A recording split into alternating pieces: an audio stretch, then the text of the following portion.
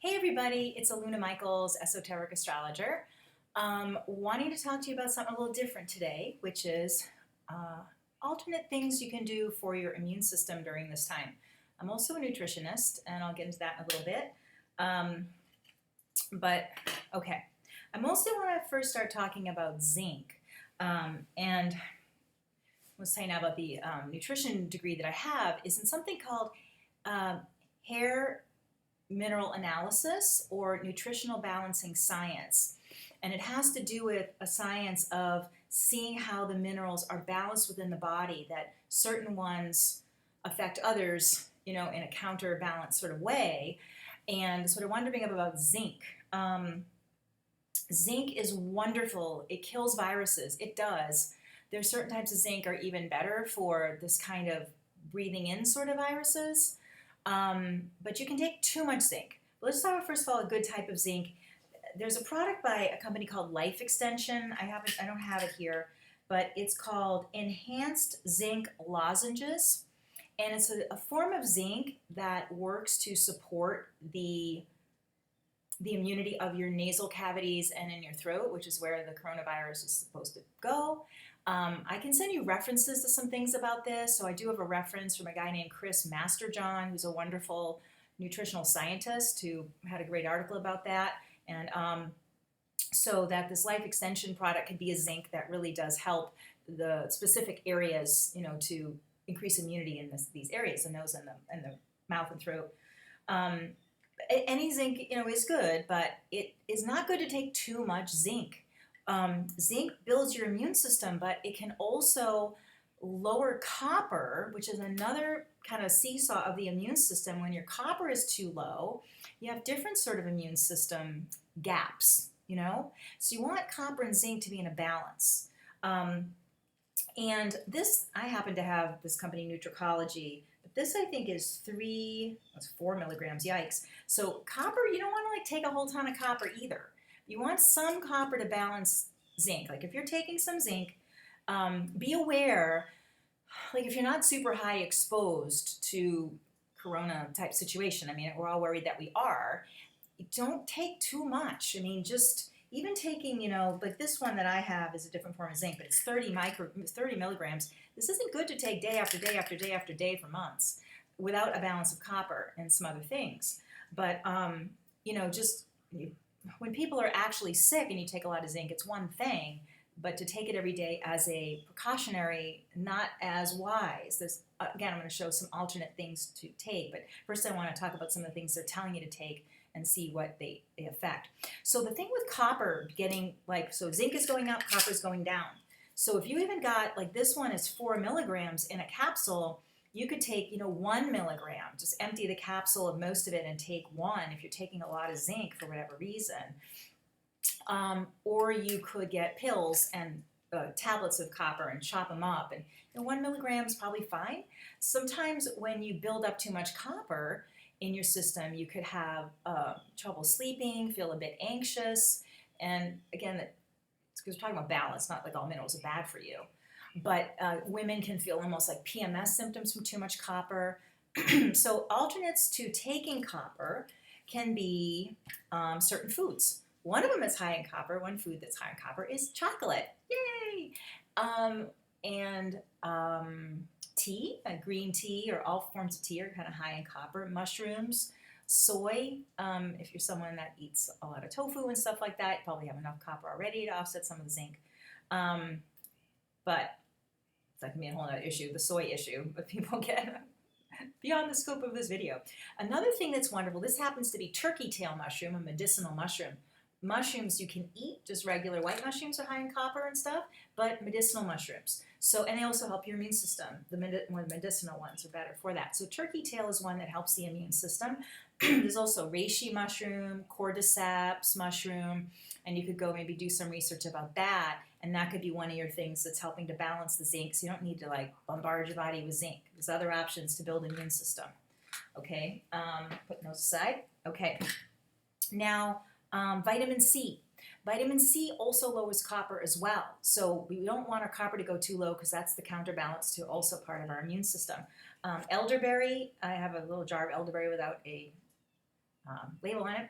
But elderberry is very high in vitamin C, and they see has killed the H1N1 in certain studies. So that can be a good one to take. But again, it's got a lot of vitamin C, or if you're taking tons of vitamin C, maybe over 2,000 milligrams a day, you can also lower the copper. So just being aware of that, going back to the idea of mushrooms or copper to help create balance. I better have my glasses on to see my notes. Make sure I don't forget anything. Okay, mushrooms, good. Okay, so now there's a wonderful a wonderful doctor named Dr. David Brownstein, who is based in the Detroit area, and he's like a kind of a world leader on iodine. This happens to be Lugol's iodine solution, just to show you iodine. And he's got a whole iodine protocol that, again, I could send you as a resource if you want. But it's iodine, vitamin C, less on the zinc, more on the iodine. But iodine can lower iron. So if you're anemic, or know you are, and you're on an iodine protocol, make sure you're eating some iron foods. You're having lots of, whatever, greens with iron, like spinach, or having some red meat in your diet, or if you take an iron supplement. But again, you got to be careful with iron too. It builds up in your system. One of the things just to put in right now to talk to you about is that with the nutritional balancing I do, you could get a hair mineral analysis test from me or from someone else reputable.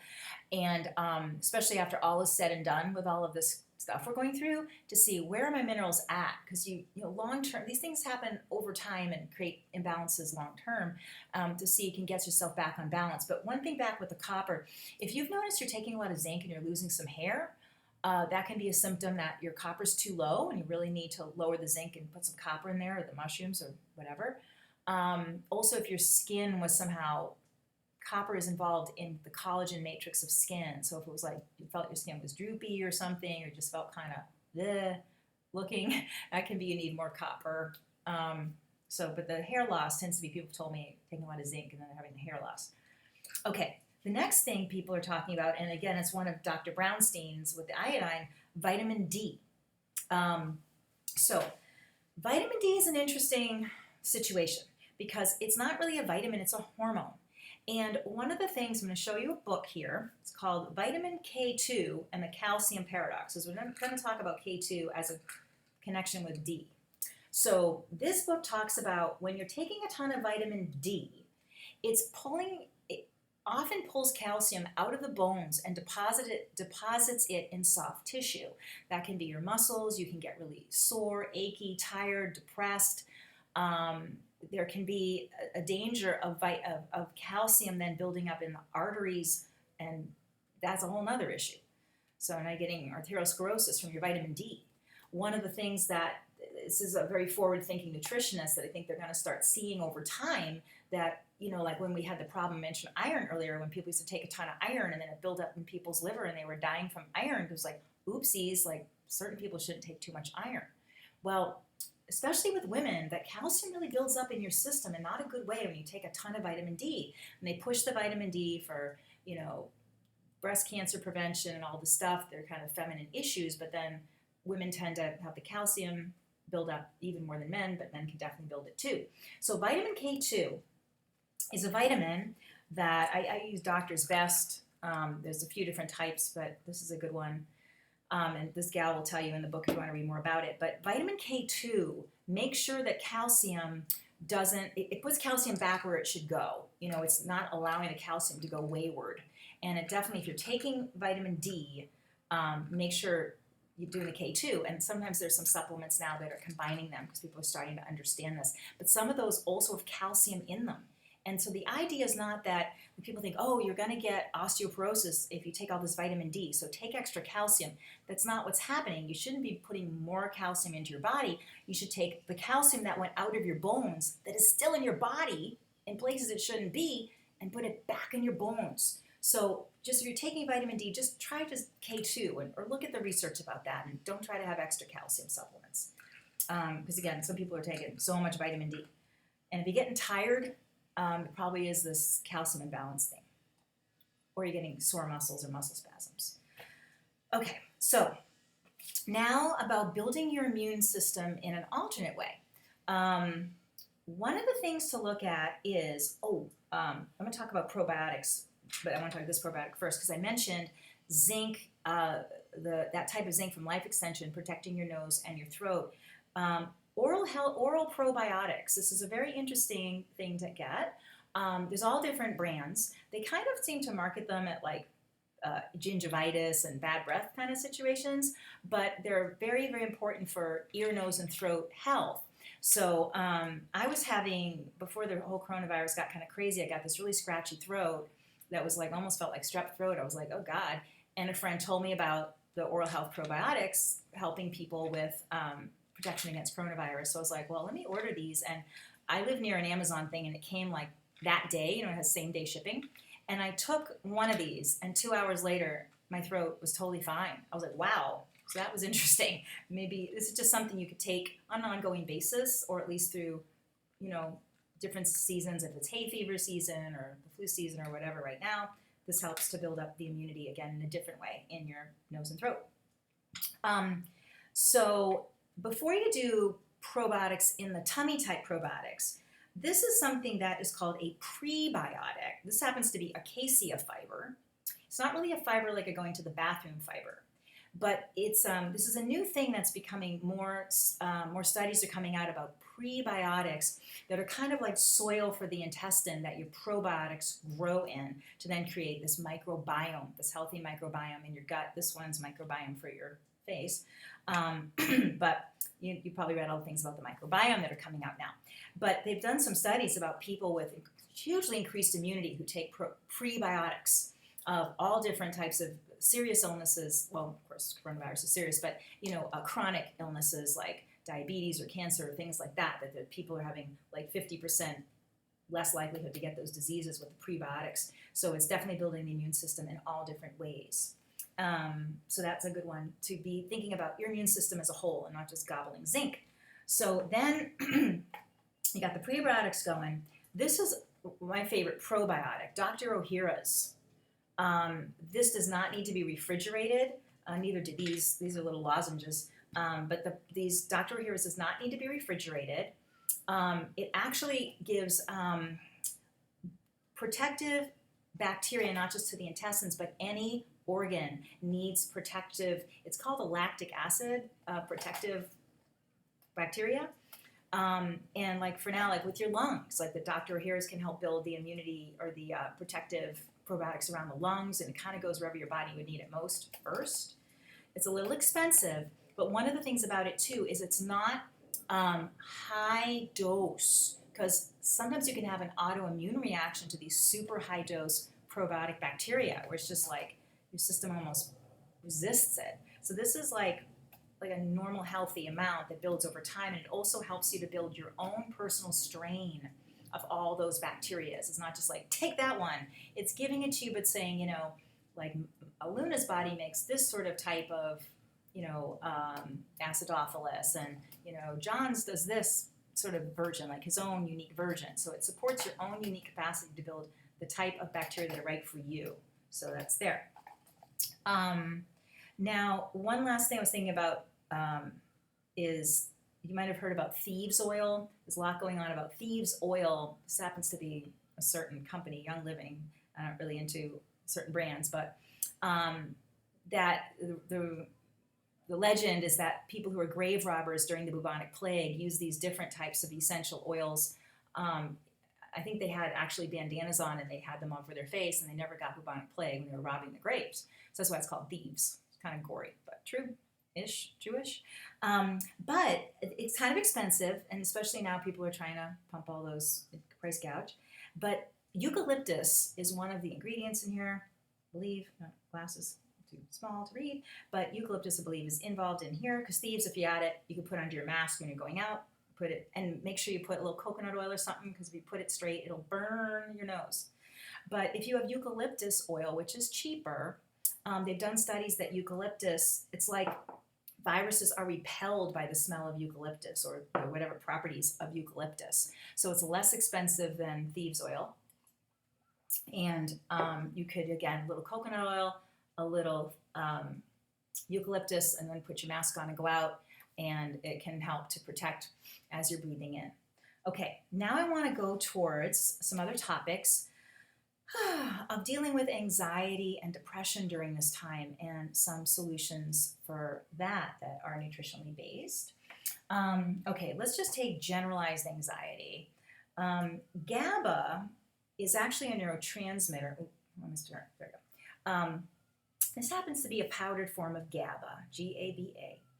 And the best way to do it is under your tongue and let it melt as a powder. If you had capsules, you can open the capsule. It's a little weird, but it doesn't taste disgusting. Put it under your tongue and let it absorb into your system. This is a company called, it's also now True Calm, that has in it. You don't really want to put this one under your tongue. It might be super strong, but you could swallow that one. It tends to be better. I've noticed good results with True Calm. It's nice. But you can also get lozenges of GABA that usually have some B vitamins mixed in, and then again, you're getting it under your tongue. But GABA, GABA and glutamate are opposites, and glutamate is like, I'm awake, I'm thinking, and things are very exaggerated sometimes with glutamate, but you're definitely awake.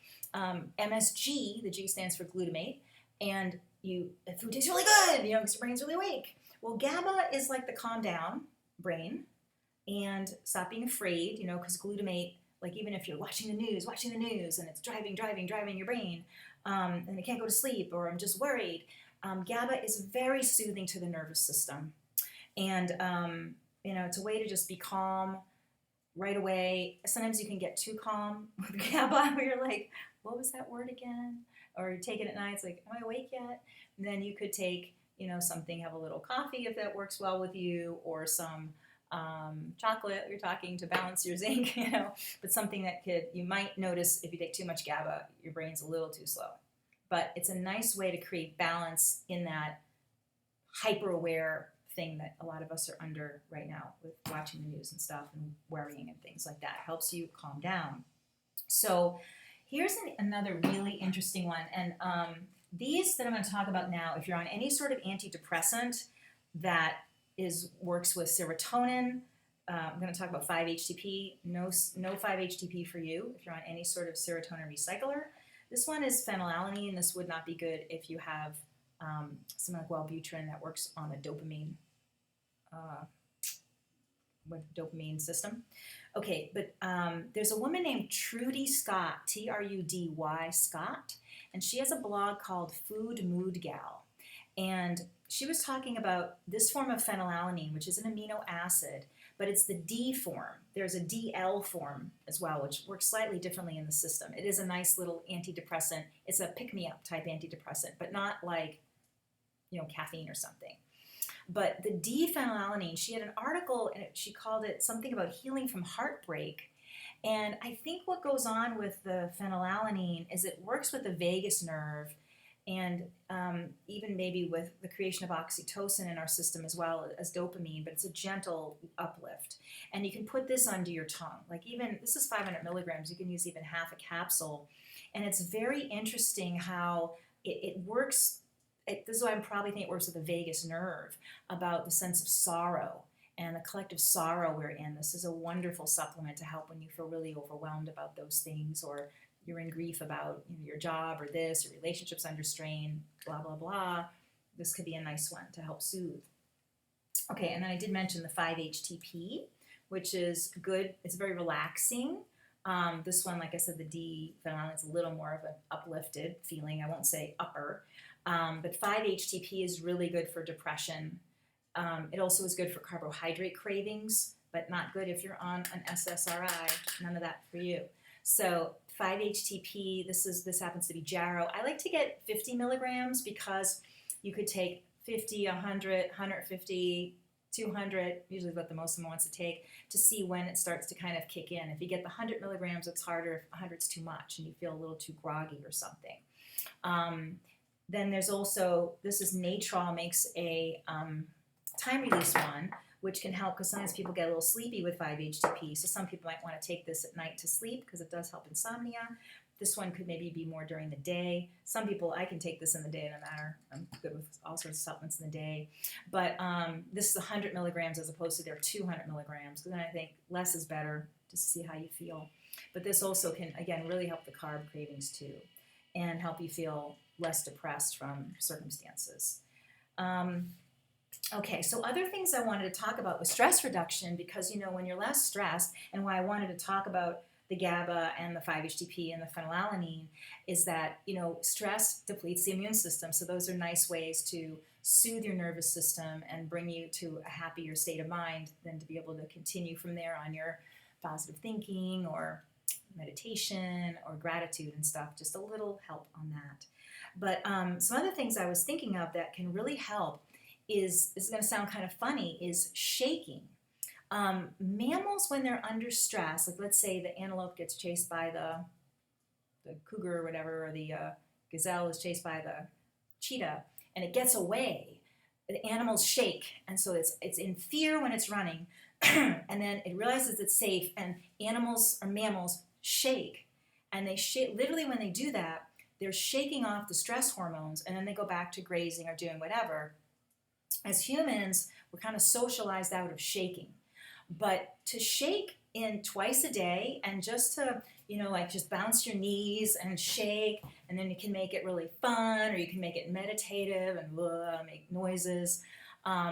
It's a wonderful way to shake off the excess cortisol, and just you can kind of think you're shaking off all the stress, but you're literally shaking off stress hormones. And there's that song by Taylor Swift, Shake It Off. I think as a family, what if you could do that, when people are getting stressed in the house, siblings are fighting, or whatever, you could just go in a room by yourself and shake, or it could be a family thing to put on one song or another and just shake, shake, shake, shake, shake, shake, shake, and make it a game, so that collective stress in the house goes away, or your own personal stress, you're by yourself. And then after you're done shaking, or even if you're not shaking, deep breathing. And a lot of people say, take a deep breath, right? But let's let the breath out is an easier and better, seemingly better way to do it.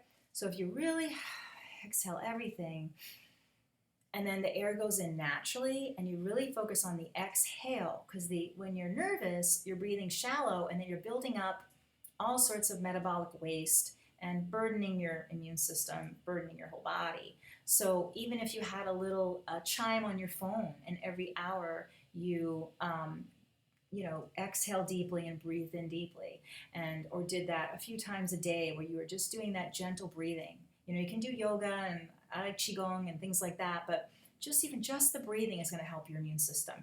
But the shaking, I think, is fun for families to make that part of their day, together, and kids bored, and it literally can really help, and put music on and act silly and shake, and it will really make a difference in your body's ability to withstand all the stress we all seem to be under. Okay, so again, if you want to get a hair mineral analysis from me, please let me know, and you can contact me, Aluna at alunamichaels.com, Facebook, my cell phone, 248-583-1663. You could text me. If you want any resources of some of the stuff I mentioned, of scientific stuff for that, I've got some resources. And just don't just gobble zinc. Let's try all these different ways that we can build immune system, and be well. I know you will be. We're all going to be okay. And bye-bye for now. Thanks for listening.